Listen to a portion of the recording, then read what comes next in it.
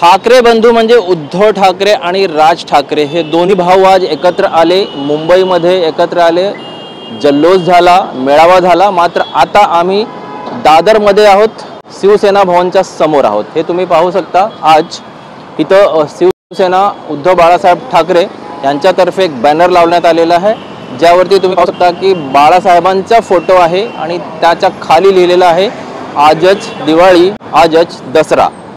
त्याच्या एका बाजूला राज ठाकरे आणि उद्धव ठाकरे साहेबांचा फोटो आहे आणि दुसरीकडे अमित ठाकरे आणि आदित्य ठाकरे या दोघांचा फोटो आहे।